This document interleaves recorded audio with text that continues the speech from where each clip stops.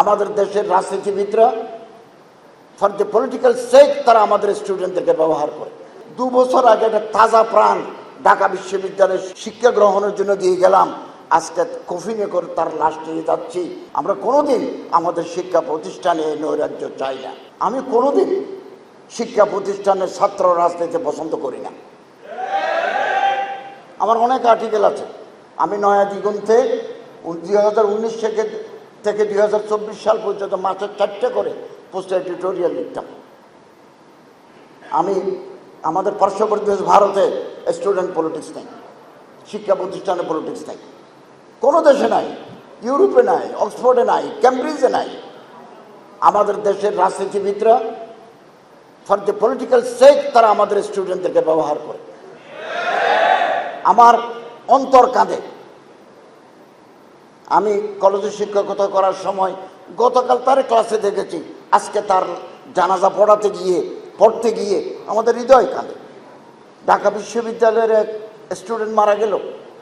অভিভাবক বলছে 2 বছর আগে একটা তাজা প্রাণ ঢাকা বিশ্ববিদ্যালয়ে শিক্ষা গ্রহণের জন্য দিয়ে গেলাম, আজকে কফিনে করে তার লাশ নিয়ে যাচ্ছি। এই দুঃখ, এই বেদনা প্রকাশের ভাষা নাই। আমরা কোনোদিন আমাদের শিক্ষা প্রতিষ্ঠানে এই নৈরাজ্য চাই না। মেডিকেল কলেজে যে কেউ ভর্তি হতে পারে না। চট্টগ্রাম মেডিকেল কলেজে এক ছাত্র আর এক গ্রুপের ছাত্রকে মেরে মাথার যে খুলি স্কাল এটা ভেঙে দিয়েছে। তারপরে ব্যান্ডেজ করে উপরে লেখা আছে হাত দিয়েন না, মাথায় হাট নাই, হাড্ডি নাই। কি আমাদের এই শিক্ষা প্রতিষ্ঠানে স্টুডেন্ট পলিটিক্স নামের দুর্বৃত্তপনা বন্ধ করে দিতে হবে। এবং আমি ঢাকা আলিয়ায় ছাত্র সংঘাত হয়েছে, তারিখ আপকো দোহরাতি হ্যায়, হিস্ট্রি রিপিটস ইটসেলফ।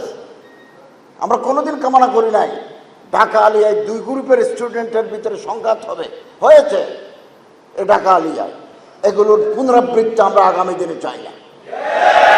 4 নম্বর কথা হচ্ছে যে অতি আধুনিক সাবজেক্টের ভারে ভারাক্রান্ত হয়ে মাদ্রাসা শিক্ষার যে ঐতিহ্য, কোরআন, হাদিস, ফিকহ, উসুল, তারিখে ইসলাম, মুকারনাতুল আদিয়ান, আল লুগা আল আরবিয়া ওয়াল আদব, এগুলো কোণঠাসা হয়ে গেছে আধুনিক সাবজেক্টের ঠেলায়।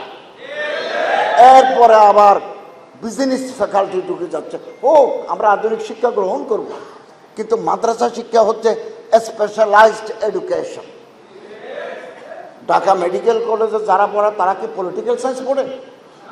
কোনোদিন পড়ে না। বইটা যারা পড়ে তারা কি ইকোনমিক্স পড়ে? মাদ্রাসা হচ্ছে যে আলেম তৈরির কারখানা। মুতাবাহহার আলেম দ্বীন ফিল কুরআন ওয়াল হাদিস ওয়াল উসুল ওয়াল আকায়েদ ওয়াল তারিখ আল ইসলামি ওয়াল মাযাহিব আল আরবা।